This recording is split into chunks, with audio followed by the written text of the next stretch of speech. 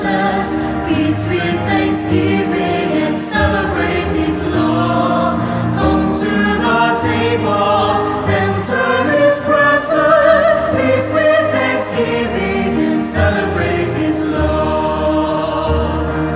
This is the house of the Lord, the gates are open wide, sinners and saints, strong and faint, all welcome to come inside.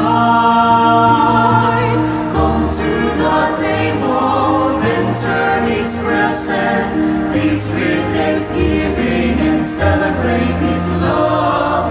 Come to the table, enter His presence, feast with thanksgiving and celebrate His love. Sa ngalan ng Ama, ng Anak, at ng Espiritu Santo, Amen. sumainyo ang Panginoon. At sumainyo rin. Mga kapatid, sa araw na ito ating pinagdiriwang ang banal na kapistahan ng pagtatalaga ng palasyong simbahan sa Letrano, Roma. Tayo nagpapasalamat sa Diyos dahil binigay niya ang simbahan sa atin bilang sandigan natin. Ang simbahan ay hindi lang ang building, kundi ang ating pagtitipon, pagkakaisa, para mahalin natin at sambahin ang Diyos. At alalahanin natin ang mga salita ng ating Panginoong Hesukristo na kung meron 2 o 3 na nagkakaisa, buhay siya, kasama natin siya. May kapangyarihan, may lakas tayo sa ating pagkakaisa na nananalangin, sumasamba sa Diyos. Sa mga pagkakataon na kung saan hindi tayo nagsimba dahil nagpapatuloy tayo sa pamumuhay natin sa kasalanan, hingin natin muli sa Diyos ang kanyang awa at pagpapatawad para tayo ay makitang karapat-dapat muli makatanggap sa mga banal na misteryo. Inaamin ko Sa makapangyarihang Diyos at sa inyo mga kapatid, na lubha akong nagkasala sa isip, sa salita at sa gawa at sa aking pagkukulang. Kaya isinasamo ko sa mahal na Birheng Maria, sa lahat ng mga anghel at mga banal, at sa inyo mga kapatid, na ako'y ipanalangin sa Panginoong ating Diyos. kaawaan tayo ng makapangyarihang Diyos, patawarin tayo sa ating mga kasalanan, at patnubayan tayo sa buhay na walang hanggan. Amen.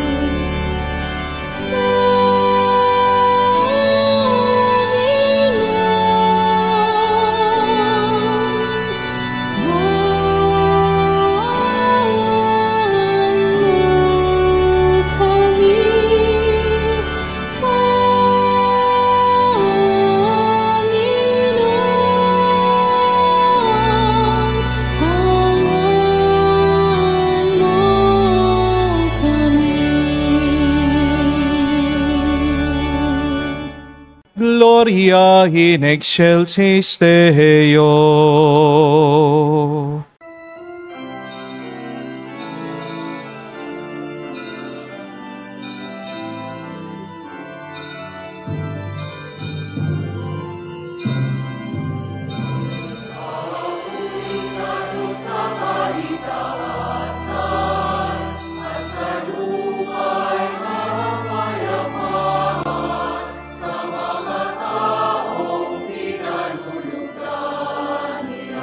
Pinupuri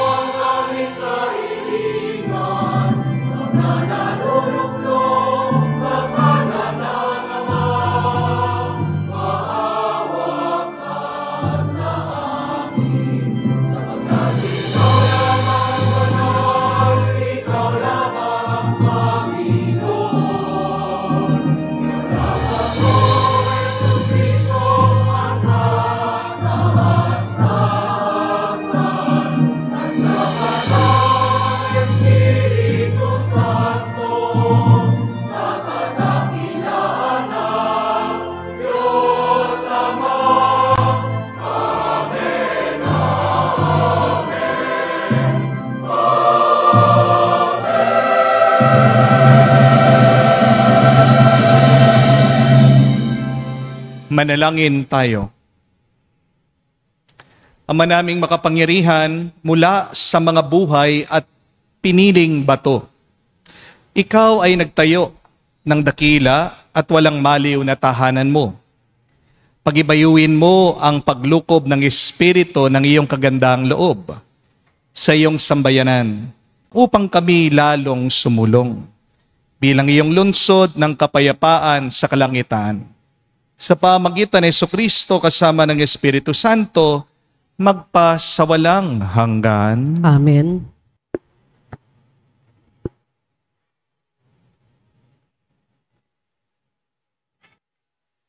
Pagbasa mula sa aklat ni Propeta Ezekiel.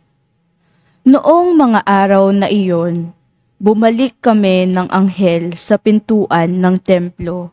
Sa ilalim nito'y may agos ng tubig papunta sa silangan. Ang templo'y paharap sa silangan. Ito'y nagmumula sa gawing timog na bahagi ng templo sa gawing timog ng altar. Lumabas kami sa pintuan sa gawing hilaga at iniligid niya ako papalabas sa pintuan sa gawing silangan. Doon ay may mahinang agos ng tubig mula sa gawing timog ng hagdanan. Sinabi niya sa akin, ang tubig na ito ay papunta sa dakong silangan, hanggang dagat na patay. Malilinis ang tubig nito, lahat ng lugar na abutin nito ay magkakaroon ng buhay. Sa magkabilang pampang ng ilog ay tutubo ang sari-saring punong kahoy na makakain ang bunga. Hindi malalanta ang mga dahon nito ni mawawalan ng bunga, pagkat ang didilig dito ay tubig na umaagos mula sa templo. Ito ay patuloy na mamumunga sa buong taon. Ang bunga nito ay pagkain at gamot naman ang mga dahon. Ang salita ng Diyos. Salamat sa Diyos. Sa bayan ng dakilang Diyos, batis niya'y may tuwang dulot. Sa bayan ng dakilang Diyos, batis niya'y may tuwang dulot. Ang Diyos ang lakas natin at kanlungan, at handang saklolo kung may kaguluhan. Di dapat matakot, mundo'y mayanigman, kahit nasa dagat ang bundok mabuwal. Sa bayan ng dakilang Diyos, batis niya'y may tuwang dulot. May ilog ng galak sa bayan ng Diyos. Sa banal na templo'y ligaya ang dulot. Ang tahanang lungsod ay di masisira. Ito ang tahanan ng Diyos na dakila. Mula sa umaga ay kanyang alaga. Sa bayan ng dakilang Diyos, batis niya'y may tuwang dulot. Nasa atin ang Diyos na makapangyarihan, ang Diyos ni Jacob, na ating kanlungan. Anuman ang kanyang ginawa sa lupa, sapat ng pagmasdan at ika'y hahanga. Sa bayan ng dakilang Diyos, batis niya'y may tuwang dulot.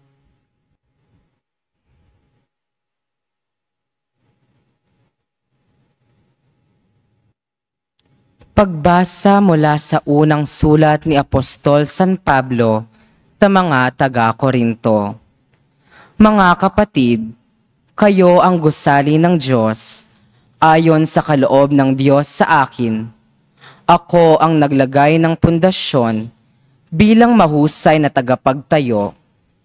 Iba naman ang nagpapatuloy ng pagtatayo ng gusali.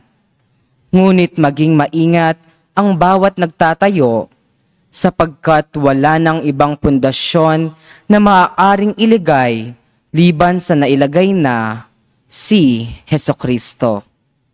Hindi ba ninyo alam na kayo'y templo ng Diyos at naninirahan sa inyo ang kaniyang Espiritu? Parurusahan ng Diyos ang magwasak ng templo niya, sapagkat banal ang templo ng Diyos at kayo ang templong iyon. Ang salita ng Diyos. Salamat sa Diyos.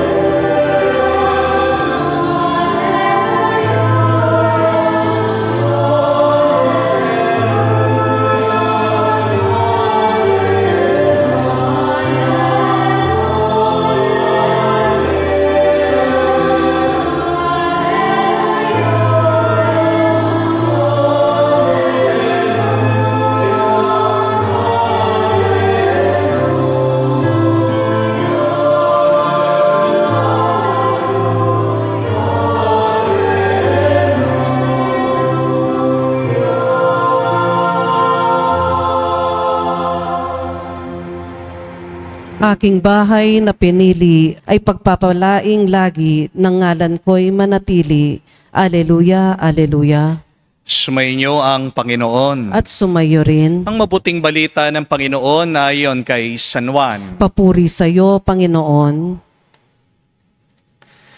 Malapit na ang Paskwa ng mga Hudyo, kaya't pumunta si Jesus sa Jerusalem.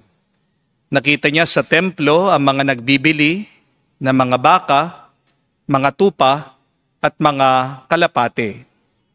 At ang mga namamalit ng salapi. Gumawa siya ng isang panghagupit na lubid at pinagtabuyang palabas ang mga mangangalakal, pati na mga baka at tupa. Isinabong niya ang salapi na mga namamalit at pinagtataob ang kanilang mga hapag. Sinabi niya sa mga nagbibili ng kalapate, "Alisin niyo rito ang mga yan. Huwag ninyong gawing palengke ang bahay ng aking ama." Naalala ng kanyang malagad na sinabi sa kasulatan, "Ang aking malasakit sa iyong bahay ay parang apoy na nag-aalab sa puso ko." Dahil dito'y tinanong siya ng mga Hudyo, "Anong tanda ang maibibigay mo upang mapatunayang may karapatan kang gawin ito?" Tumugon si Jesus, "Gibain ninyo ang templong ito at muli kong itatayo sa loob ng 3 araw. Sinabi ng mga Hudyo, 46 ng taon na ginagawa ang templong ito at itatayo mo sa loob lamang ng 3 araw? Ngunit ang templong tinutukoy ni Jesus ay ang kanyang katawan. Kaya't nang siya'y muling nabuhay, naalala ng kanyang maalagad na sinabi niya ito at naniwala sila sa kasulatan at sa mga sinabi ni Jesus. Mga kapatid, ang mabuting balita ng ating Panginoon. Pinupuri ka namin, Panginoong Jesucristo. Magandang araw po muli sa inyong lahat. And a blessed Sunday po sa inyong lahat. Please, can you greet each other? Blessed Sunday. Blessed Sunday po sa inyong lahat. Meron pong isang kwento tungkol po sa isang matandang babae. Pumunta po siya sa pare para magkumpisal. Sabi po ng babae, "Father, disappointed ako sa ating parokya. Lilipat na po ako sa ibang sekta." Nagtanong naman po ang pare, "Bakit naman po kayo nalulungkot? Ano po ba ang problema?" Kumpisal po nitong matandang babae, "Kasi po, napaka-chismosa ng inyong mga kolektora. Yung inyong pong mga choir, kapag hindi po kumakanta, nagse-cellphone sa loob ng misa. Yung pong mga altar server nyo, nagkwekwentuhan lang habang kayo po ay nagho-homily. Yung mga sokmed nyo po, ang lilikot, ang gugulo, nakaka-distract po sila. Yung mga lektor nyo, Father, hindi marunong magbasa, ang papangit pa ng boses nila. Yung mga Eucharistic minister nyo po, napapansin ko, tinutulugan kayo habang nagsesermon kayo. Ayoko na, Father, sabi po na matandang babae. Buti pa po sa ibang sekta, napakadisiplinado nila. Ngumingiti lang po yung pare. At sabi niya sa matanda, "Nay, bago po kayo lumipat sa ibang sekta, may assignment po ako sa inyo. Pwede niyo po bang gawin? Bukas po, araw ng linggo, magsimba po kayo. At umpisa po ng misa, gusto ko humawak po kayo ng isang baso puno ng tubig. At maglakad po kayo paikot sa loob ng simbahan, paikot sa parokya 5 times. Dapat po, wala ni isang patak ng tubig ang mahulog doon sa baso. Magagawa niya po ba yon? Tanong ng pari. Kapag nagawa niyo, papayagan ko na kayo lumipat sa ibang sekta." Pumayag po yung matanda. Ginawa niya. Kinabukasan, umpisa ng misa, hawak-hawak yung baso ng tubig, umiikot po siya doon sa simbahan 5 beses. Pagkatapos po ng misa, kinausap muli siya ng pari. At tinanong itong matandang babae, sabi po ng pare, "Nay, meron po bang tubig na nabuhos doon sa baso?" "Wala po, Father. Perfect po ako," sabi po ng matandang babae. "Ay, salamat po," sabi ng pare. "Pero ito naman po yung tanong ko sa inyo. Habang umiikot po kayo na 5 beses sa simbahan, sa ating parokya, may nakita po ba kayo ng mga nagchichismisan na kolektora? Wala po, Father, sabi po ng matanda. Nakita niyo po ba yung mga choir natin nagse-cellphone sa loob ng misa? Wala po, Father, sagot ng matanda. Tanong po muli ng pare, yung mga altar server po natin, nakita niyo po ba nagkwekwentuhan sila? Hindi po, Father. Na-distract po ba kayo sa mga sokmed natin? Napakalikot nila. Sumagot ang matanda, hindi po. May narinig po ba kayo na pangit na nagbabasa na lektor dito sa harapan? Nung ginagawa niyo yon? Wala po, sagot ng matanda. Yung mga Eucharistic minister, nakita niyo po ba? Natutulog po ba sila? Wala po, sabi ng matanda. Bakit po kaya? Tanong ng pari. Kasi po, sagot po nitong matanda, nakatingin po ako doon sa baso. Nagko-concentrate po ako doon sa hawak ko. At sabi po ng pari, yan din po ang paalaala ko sa inyo. Kaya nakikita nyo yung masamang ginagawa ng ibang tao. Dahil pinapansin nyo, tinitignan nyo yung masama na kanilang ginagawa. Pero nakalimutan nyong pansinin at tignan ang pinakamahalagang bagay sa loob ng simbahan. Walang iba kung hindi ang Diyos. Amen? Tanong ko po sa inyong lahat, mga kapatid, bakit ba kayo nagsisimba? Bakit ba kayo pumapasok sa loob ng simbahan? Para lang makita ang ganda ng loob ng simbahan? Para lang ba makarinig kayo ng mga magagandang awitin o sermon? Para ba kayo ay mahanginan ng giant electric fan? O baka kayo ay nagsisimba para makakita kayo ng guwapong pari? Ano po ang dahilan? Bakit kayo nagsisimba? Bakit kayo pumapasok sa loob ng simbahan? Yes, these things make the church beautiful.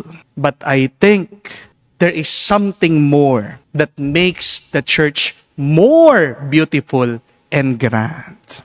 We might forget that the real reason that we go to church, the real reason that we stay at church, it is because of the Lord. Amen? Kung focus ka lang kay Jesus, sa loob ng simbahan, si Jesus ang iyong mararanasan. Pero dahil si Jesus ang iyong focus, yung masama, hindi mo makikita. Hindi ko po sinasabi na dapat hindi natin ituwid yung mali. Pero mga kapatid, tandaan po natin, sa pamamagitan ng ating pagsisimba, diyan tayo nagbabago. Napakaganda pa nga ng sabi ni San Juan Crisostomo, that the church is a place of angels, a kingdom of God, heaven itself. Kaya tayo po ay nagpapasalamat sa Diyos. Binigay niya ang simbahan sa atin. Ito'y isang regalo para maranasan natin at matikman habang tayo'y dito sa mundo, tayo na ay nasa kalangitan. Sa pamamagitan ng simbahan, parang tayo na ay nakapasok sa kanyang kaharian. My dear friends, my dear brothers and sisters, today we celebrate the feast of the dedication of St. John Lateran Basilica. And we are reminded of who we are as a church. The church is not only a building. The church is not only the servers and the mass goers. But please remember, the church is a community of believers loving, worshiping, and following Christ as our head. Opo, hindi po perpekto ang simbahan. Pero sana naman, wag niyong iwan ang simbahan dahil lang kayo ay nasaktan ng mga ibang nagsisimba at naglilingkod sa loob ng simbahan. Hindi po si Jesus ang nakasakit sa inyo, kung hindi ang mga taong makasalanan. Hindi natin maiwasan na tayo'y masaktan sa loob ng simbahan dahil ang mga tao sa loob ng simbahan ay makasalanan. Ang kasabihan nga po, ang simbahan ay hindi museo ng mga banal, kung hindi ito ay hospital para sa mga makasalanan. Ang simbahan ay sandigan ng mga nagkakamali dahil gusto nilang maging mas mabuti. Pagpasensyahan niyo ang mga taong simbahan. Pero yan ang dahilan bakit bumabalik sila sa simbahan. Dahil umaasa sila na bumuti tumuwid ang kanilang pag-uugali at buhay. Amen? Pero kahit na puno ng mga hindi perpektong tao ang simbahan, ito ang mabuting balita. Buhay pa rin si Jesus sa simbahan. Amen? Mga kapatid, huwag niyo pong iiwanan si Jesus dahil kayo ay nasaktan ng mga ibang makasalanang palasimba. Meron din po mga ibang nagsasabi sa akin, Father, bakit ba ako magsisimba? Ang daming makasalanan sa loob ng simbahan.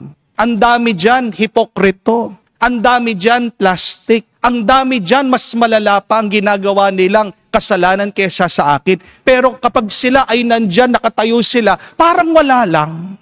Kaya Father, pagpasensya nyo na. Ayaw ko pong magsimba dahil sa kanila.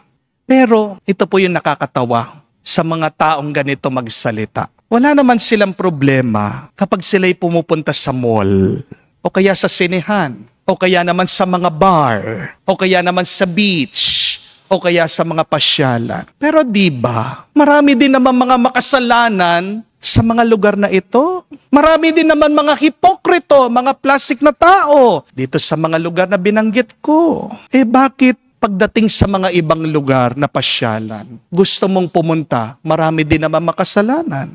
Bakit sa loob ng simbahan, ayaw mong pumasok, ayaw mong magsimba? Talaga bang kasalanan ang dahilan? Bakit ayaw mo magsimba? Hindi. Palusot lang nila yan. Amen? Ang totoong dahilan, bakit kakaunti po ang mga pumapasok sa simbahan ay dahil sa ginhawa. People don't come to church because it is inconvenient for them. Pansinin niyo po, puno lagi ang mall. Kahit wala namang binibili ang tao, nasa loob ng mall. Kahit walang pera, dumadaan, naglalakwat siya. Bakit? Kasi sa mall, may aircon. Hindi po ba? Sa mall, may aliw. Ang mall ay lugar ng convenience. Pero pagdating sa simbahan, minsan kalahati ang mga nasa upuan. Bakit? Kasi ang simbahan hindi laging convenient. Hindi laging comfortable. At kapag nagsasalita pa ang pari, nakokonsensya tayo. Meron tao kasi ayaw niya nakokonsensya. Hindi po ba? Kasi gusto niya, patuloy pa rin ang ligaya dun sa kasalanang ginagawa niya. Amen? Kaya nga po, meron mga ibang followers, nagsasabi din sa akin, Father, pasensya na po kayo ha. Hindi na po kami makakapunta at makakasimba sa bagong parokya nyo. Kasi po, walang parking. Maliit lang po yung parking space nyo. Pasensya na po, Father. I understand. And yet, I want you to see this. Is this really the reason why you go to church? Yan ba talaga ang pinakadahilan? Bakit nagsisimba ka? Dahil maluwang ang parking. See, we have the wrong reasons for going to church. Some people go to church just for convenience. Naghahanap ng ginhawa. Pero ang tanong ko po, mga kapatid, ano ba talagang tunay na mahalaga? Comfort or Christ? Kaginhawahan o kaligtasan? Ano ang mas mahalaga? Alam niyo po ang sagot siya. At sana pumili kayo ng mas mabuti. Amen? Opo, sa mall, nagbibigay ng saya. Pero panandalian lang. Ang simbahan, nagbibigay ng buhay. Pero minsan, kailangan mo din magsakripisyo. Di po ba? Sa mall, makakakita ka ng sale. Pero sa loob lang ng simbahan, doon natin makikita ang salvation. Sa mall, maraming ilaw. Pero sa loob ng simbahan, ang totoong liwanag. Sa mall, gastos ang kailangan. Pero sa simbahan, grasya, biyaya ang iyong matatanggap. Hindi po masama ang mag-mall. Amen? Pero ang mall ay para sa tiyan at para sa ating mga mata. Pero ang simbahan ay para sa ating mga kaluluwa. Ang mall, mauubos ang iyong pera. Pero sa simbahan, magbibigay naman sa iyo ng kayamanang hindi mauubos. Kaya nga mga kapatid, alalahanin po natin, kung kaya nating maglaan ng oras para maglakad sa mall, sana maglaan din naman kayo ng oras para sa Diyos. Amen? Kung kaya niyong gumastos sa mall, sana kaya niyo rin naman na magbigay, tumulong sa simbahan. Kung kaya mong bumalik-balik sa mall kahit na wala kang kailangan, diba? Mas lalo ka pang bumalik sa simbahan dahil ang dami nating tinanggap na hindi naman natin hiningi sa Diyos. Amen? Sa mall, lalabas kang masaya, pero panandalian lang. Pero sa simbahan, lalabas ka, may dalang buhay na walang hanggan. Meron pong isa pang kwento tungkol sa isang lalaki, lumapit din po sa pari. Ang pari ay kura paroko, parish priest, ng maliit na parokya. Sabi po nitong lalaki, Father, alis na po ako sa simbahang ito kasi nakakita na po ako ng perfect na parokya.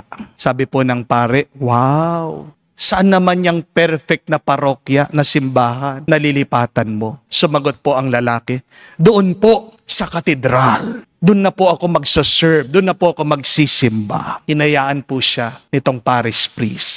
Ilang araw ang lumipas, nagkakita po ang dalawang pari. Yung pari ng maliit na parokya at yung rektor, yung pari ng katedral. Kinumusta po nitong parish priest ng maliit na parokya, yung rektor ng katedral. Sabi niya, lumipat ba yung lalaki doon sa inyo sa katedral? Oo, sabi po ng rektor ng katedral. O, kumusta naman? Sabi po ng pari na maliit na parokya. Sumagot po ang pari ng katedral. Ayun, pagkalipat niya, nagulo kami dahil sa kanya. Dati, perpekto ang katedral. Ngayon, dahil sa kanya, nag-away-away kami, sabi niya. My dear friends, do not think that the church needs you, but rather always think you need the church. Amen? St. Augustine tells us, the church is our mother. The church nourishes us and teaches us. She corrects us and guides us. Mga kapatid, huwag niyong akalain. Kayo ang sagot para maging perfecto, para gumanda ang simbahan. Always remember, it's not you, but it is God who perfects and who fulfills. The good news is, our church is perfect. Not because of us, but because of Jesus, our Lord and our God. Amen? Nagdidiwang po tayo ngayon, hindi lang dahil tinayo ang isa sa mga pinakamatandang simbahan sa buong mundo. Yan po ang St. John Lateran Basilica. Pero tayo ay nagsasaya ngayon dahil tinayo at nananatiling nakatayo ang simbahang ito dahil sa kapangyarihan ng Diyos. Mga kapatid, mahalin natin ang ating inang simbahan. Dahil ito ay katumbas na rin sa pagmamahal natin sa Diyos. As Saint Cyprian reminds us, he cannot love God as Father when he cannot love the church as his mother. Ang ganda po, no? Paano mo mamahalin ang Diyos bilang iyong ama kung hindi mo kayang mahalin ang simbahan bilang iyong ina? Mahalin po natin ang ating simbahan kahit na maraming makasalanan. Kasi sa gitna ng mga taong maraming pagkukulang, buhay na buhay pa rin ang Diyos. At ang Diyos ang nakakapagbago ng lahat. Ang Diyos ang nagtutuwid sa ating mga baluktot na buhay. At ang Diyos na nasa loob ng simbahan, siyang magpapalakas sa iyo, siyang magpupuno sa iyo, siyang magliligtas sa iyo, at siya ang magbibigay sa iyo ng buhay at buhay na walang hanggan. Kaya ngayong pong linggo, tayo ay magpuri at magpasalamat sa Diyos dahil binigay niyang regalo ang simbahang ito para makatanggap tayo palagi sa kanyang grasya at pagpapala. Purihin natin ang Diyos ngayon at magpakailanman. God is good, sobra-sobra. Palakpakan po natin ang Diyos. Tumayo po tayo. Ipahayag po natin ngayon ang ating pananampalataya. Sumasampalataya ako. Ako sa Diyos amang makapangyarihan sa lahat na may gawa ng langit at lupa. Sumasampalataya naman ako kay Heso Kristo, iisang anak ng Diyos, Panginoon nating lahat. Nagkatawang tao, siya lalang ng Espiritu Santo, ipinanganak ni Santa Mariang Birhen, pinagpakasakit ni Poncio Pilato, ipinako sa krus, namatay, inilibing, nanaog sa kinaroroonan ng mga yumao, nang may 3 araw, nabuhay na namuli, umakyat sa langit, naluluklok sa kanan ng Diyos amang makapangyarihan sa lahat. Doon magmumulang paririto, maghuhukom sa mga nabubuhay at nangamamatay na tao. Sumasampalataya naman ako sa Diyos Espiritu Santo, sa banal na simbahang katolika, sa kasamahan ng mga banal, sa kapatawaran ng mga kasalanan, sa pagkabuhay na muli ng mga nangamatay na tao, at sa buhay na walang anggan. Amen. Nananahan ng ating tagapagligtas sa buhay na templo ng kanyang simbahan, isang binyagang bayan na tinipon sa ilalim ng kahalili ni San Pedro. Manalangin tayo sa ating Ama sa tulong ng Banal na Espiritu at ating sabihin, Panginoon, dinggin mo kami. Panginoon, dinggin mo kami. Ang pandaigdigang simbahan naway lumago sa pagkakaisa at pananampalataya sa pamamagitan ng ating katapatan sa Santo Papa. Manalangin tayo sa Panginoon. Panginoon, dinggin mo kami. Ang mga bansa naway mabuhay sa kapayapaan at iwasan ang paghihiganti at paglalaban. Manalangin tayo sa Panginoon. Panginoon, dinggin mo kami. Ang mga naghahanap sa Diyos naway matagpuan ang bato ng pananampalataya ni San Pedro at ang lakas ng loob ni San Juan Bautista. Manalangin tayo sa Panginoon. Panginoon, dinggin mo kami. Sa katahimikan po ng ating puso, banggitin natin, sabihin natin sa Diyos ang ating mga personal na pangangailangan. Mapagmahal na Ama, tinataas mo ang katawan ng iyong anak, ang maluwalhating templo ng muling pagkabuhay, bilang kanyang katawang mistiko at templo sa lupa. Nialay namin sa iyo ang aming mga panalangin, taglay ang pag-asa na makakabahagi kami sa gayon ding muling pagkabuhay. Hinihiling namin ito sa pamagitan ni Kristo, aming Panginoon. Amen. Bago po magpatuloy ang ating misa, ako po ay nag-a-appeal sa inyong lahat. Alam niyo naman po ang nangyari na dilubyo o sakuna doon sa Visayas. Marami po lugar, hindi lang po ang Cebu ang binaha. Meron din po sa Palawan, I think, at sa Negros at mga ibang lugar pa po na hindi nauulat. Kaya naman po, harinawa, ang Banal na Espiritu ay matouch ang inyong mga puso't damdamin. Tayo po ay magkakaroon ng collection kahit po sa online. Ang portion po ng ating makukolekta ay ibibigay po natin, no, sa Caritas, Social Action, para mabigyan po ng mabilisan na relief, pagkain, tubig, mga tahanan, ang ating mga kapatid na nawala ng kabahayan. So, bigay niyo po kung anong kinatutuwa ng inyong puso. At initially, ang ating pong parokya ay magbibigay na ng 200,000. Pag-umpisang magbigay, sana po dagdagan niyo yung ating ibibigay doon po sa Cebu, sa Central Visayas, para naman po matulungan natin ang ating mga kapatid na nahihirapan. Alam ko po meron ding paparating na bagyo sa atin, kaya kayo po ay maghanda, yung mga nasa malapit sa bundok. Sana po kayo ay lumikas na, matuto po tayo sa aral na nangyari dito sa Cebu.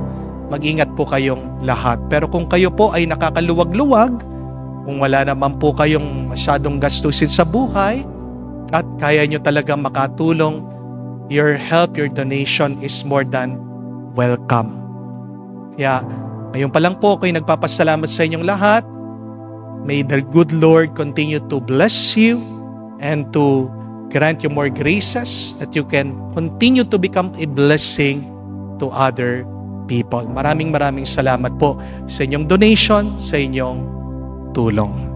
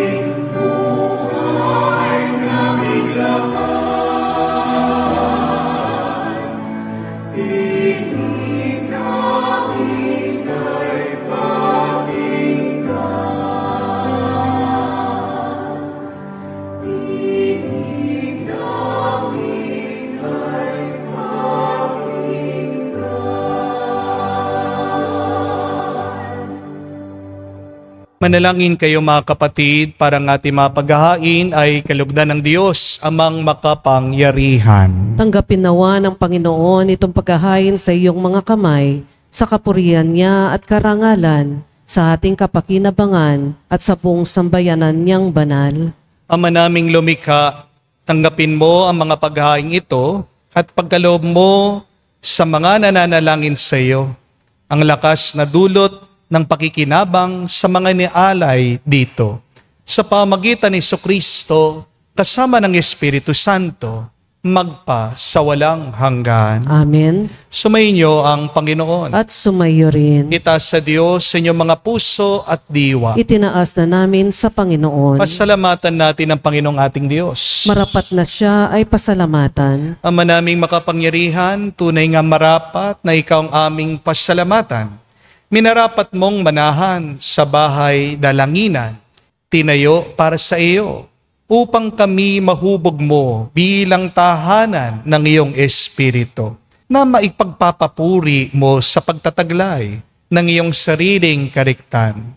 Tinalaga mo sa iyong kabanalan ang gusaling kababanaagan ng iyong tinipong sambayan ng kaisa ng anak mo palagi, na may makapagluwal na mga kasapi, na sa iyo'y sasapit ng malwalhati. Kaya kaisa na mga anghel nagsisiawit ng papuri sa iyo, nang walang humpay sa kalangitan. Kami nagbubunyi sa iyong kadakilaan.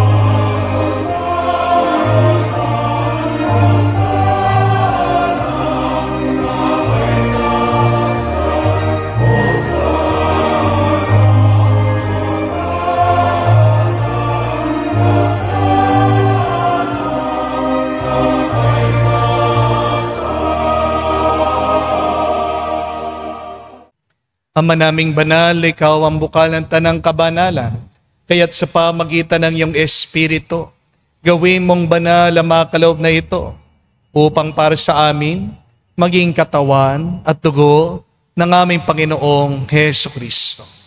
Bago niya pinagtiis ang kusang loob na maging handog, hinawakan niya ang tinapay, pinasalamatan kanya. Pinaghati-hati niya iyon, inabot sa kanya malagad at sinabi, tanggapin ninyong lahat ito at kanin. Ito ang aking katawan, ihahandog para sa inyo.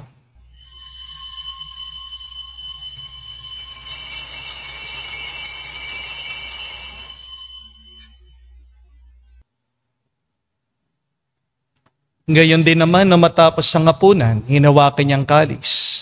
Muli kanyang pinasalamatan. Inabot niya ang kalis sa kanyang malagad at sinabi, tanggapin ninyong lahat ito at inumin.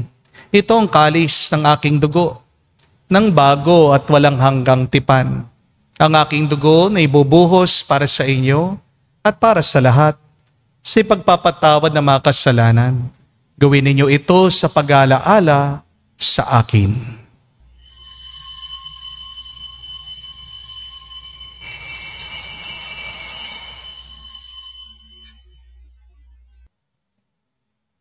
Ang misteryo ng pananampalataya.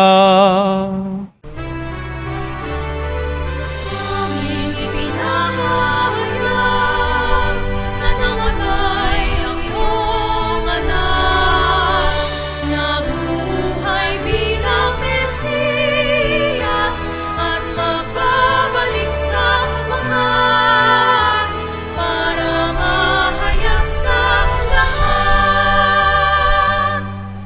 Ang mga ginagawa namin ngayon ng pag-alaala sa pagkamatay, muling pagkabuhay ng iyong anak. Kaya tinialay namin sa iyong tinapay, nagbibigay buhay, at ang kalis na nagkakaloob ng kaligtasan. Kami nagpapasalamat dahil kami iyong minarapat na tumayo sa harap mo para maglingkod sa iyo. Sinasamo namin kami magsalo-salo sa katawan at tugon ni Kristo ay mabuklod sa pagkakaisa sa pamagitan ng Espiritu Santo. Ama, lingapin mong iyong simbahan, laganap sa buong daigdig. Puspusin mo kami sa pag-ibig. Kaisa ni Leon ang aming Santo Papa, si Florentino aming Arsobispo at ng Tanang Kaparian. Alalahanin mo rin ang aming mga kapatid na nahimlay, may pag-asang sila'y muling mabubuhay. Gayon din naman lahat ng mga pumanaw. Kawan mo't sila't patuloyin sa iyong kaliwanagan. Kawan mo't pagindapatin kaming lahat, makasalo sa iyong buhay na walang wakas. Kaisa na mahal na Birhen Maria, Ina ng Diyos, kaisa ni San Jose, ang kanyang malwalhating esposo, kaisa ng mga apostol, lahat ng mga banal, na namuhay dito sa daigdig na kalugod-lugod sa iyo. May pagdiwang nawa namin ang pagpupuri sa ikararangal mo sa pamagitan ng iyong anak, aming Panginoong Heso Kristo. Sa pamamagitan ni Kristo, kasama niya at sa Kanya, ang lahat ng parangal at papuri ay sa iyo, Diyos Ama, makapangyarihan, kasama ng Espiritu Santo, magpasawalang hanggan. Amen, Amen, Amen. Sa nakagaling na utos sa turo ni Jesus sa Panginoon natin na Diyos, ipahayag natin ang lakas, loob.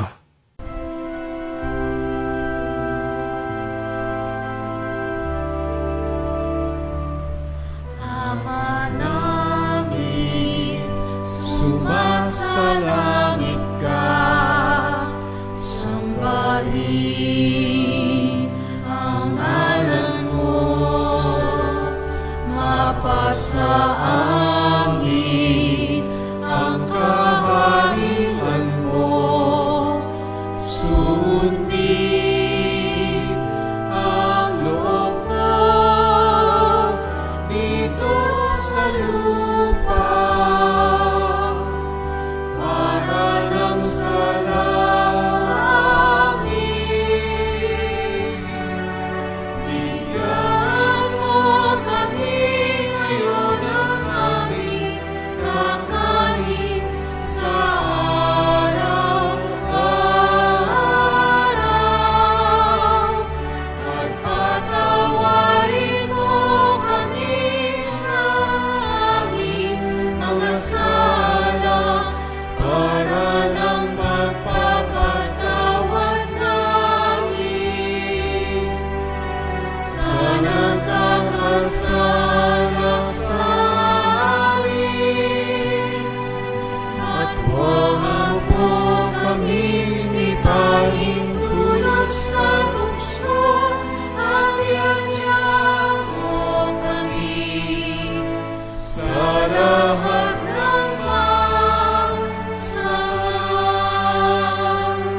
Hinihiling namin kami adya sa lahat ng masama, pagkalooban ng kapayapaan araw-araw, iligtas sa kasalanan, ilayo sa lahat ng kapahamakan, samantalang aming pinanabikan ang dakilang araw ng pagpapahayag ng tagapagligtas naming si Jesucristo. Sapagkat iyo ang kaharian at ang kapangyarihan at ang kapurihan magpakailanman. Amen. Panginoong Jesucristo, sinabi mo sa mga apostol, kapayapaan ang iniiwan ko sa inyo. Ang aking kapayapaan binibigay ko sa inyo. Tunghayan mo ang aming pananampalataya at huwag ang aming pagkakasala. Pagkalooban mo kami ng kapayapaan at pagkakaisa ayon sa iyong kalooban, kasama ng Espiritu Santo, magpa sa walang hanggan. Amen. Kapayapaan ng Panginoon ay laging sumainyo. At sumayo rin. Magbigayan po tayo ng kapayapaan sa bawat isa. Peace with you po. Kapayapaan po sa inyong lahat.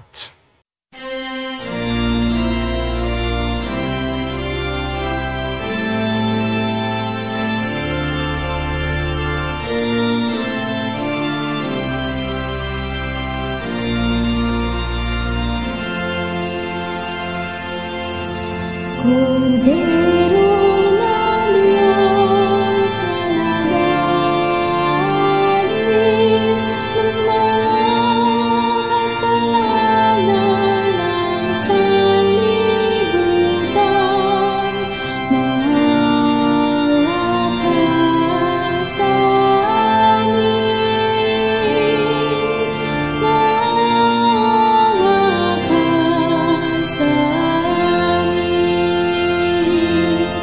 Kordero ng Diyos na nagalis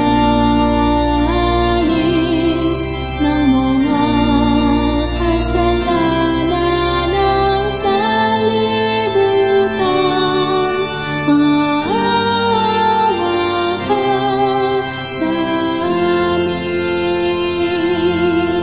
Kordero ng Diyos na nagalis ng mga kasalanan ng sanlibutan, ipagkaloob mo sa amin ang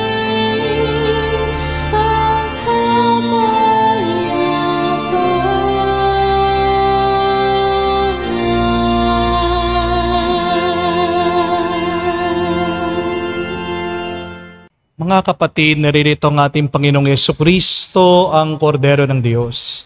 Siya nagalis sa mga kasalanan ng sanlibutan. Mapalad tayong lumalapit sa piging ng Kordero. Panginoon, hindi ako karapat-dapat na magpatuloy sa iyo, ngunit sa isang salita mo lamang ay gagaling na ako.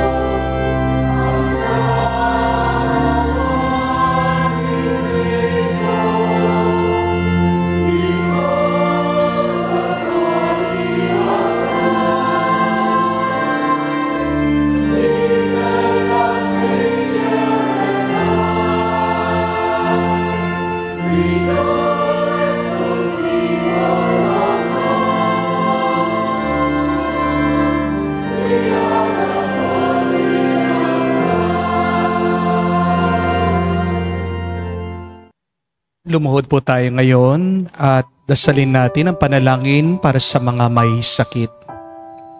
Panginoong Yesus, lumalapit po kami sa iyo ngayon upang idulog ang kagalingan ng mga may sakit. Haplusin niyo po sila at pagkalooban ng panibagong lakas upang sila ay muling makapaglingkod sa iyo. Patawarin niyo po sana sila sa kanilang mga kasalanan at pagkalooban ng kagalingang pangkaluluwa. Sa katahimikan po ng ating puso, sabihin natin sa Diyos ang mga pangalan ng mga kapatid nating humihiling ng mabilis na kagalingan. Hinihiling namin ito sa ngalan ni Kristo, aming Panginoon. Amen. Panalangin para sa mga OFW. Ama, pinapanalangin namin sa iyong natatanging kahilingan ng lahat ng mga nagtatrabaho sa ibang bansa. Tulungan mo sila bawat sandali ng kanilang buhay habang nasa ibang bansa. Palakasin mo sila kapag pinanghihinaan sila ng kalooban. Pagalingin mo sila sa tuwing nagkakasakit. Aliwin mo sila kapag nalulungkot sila. Ilayo mo sila sa anumang masama at kapahamakan upang magpatuloy sila lagi sa kanilang buhay. Mapahalagan nawa ng kanilang mga pamilya ang bawat sakripisyo nila sa ibang bansa upang wag masayang kanilang pagpapagal. Kawaan at pagkalooban mo ng biyaya ang lahat ng mga OFW dahil sa iyo lamang aasa at wala nang iba pa. Ang lahat ng ito ay aming sama-samang panalangin sa ngalan ni Jesus. Amen. Banal na mukha ni Jesus, kaawaan mo kami. Tumayo po tayo. Manalangin tayo. Ama naming mapagmahal, niloob mo ang lungsod ng kapayapaan sa langit ay aming mabanaagan sa nakikita naming sambayanan sa lupang ibabaw. Pagkaloob mo sa aming pakikinabang, kami panahan ng iyong kagandang loob. At ang tahanan ng iyong kadakilaan sa langit ay aming mapasok. Sa pamagitan ni Jesucristo kasama ng Espiritu Santo, magpa sa walang hanggan. Amen. Mga kapatid, tandaan niyo po na gumaganda ang simbahan hindi lang dahil sa dekorasyon, sa ganda ng mga kanta, sa paglilingkod ng mga tao. Pero ang pinakamahalaga nagiging dahilan bakit gumaganda ang ating simbahan ay dahil sa Diyos. Hindi po perpekto ang mga taong simbahan. Pero perpekto ang simbahan dahil meron tayong perpektong Diyos. Kung nasaktan ka man ng mga naglilingkod ng simbahan, kung nasaktan ka man ng taong palasimba, hindi ito ay dahil sa Diyos. Ito ay dahil makasalanan ang tao. Pag mong lalayuan ang Diyos dahil sa kasalanan ng ibang tao. Kapag nasaktan ka nga, mas lalo ka pang lumapit sa Diyos. Dahil ang Diyos sa nagpapalakas sa lahat ng nanghihina.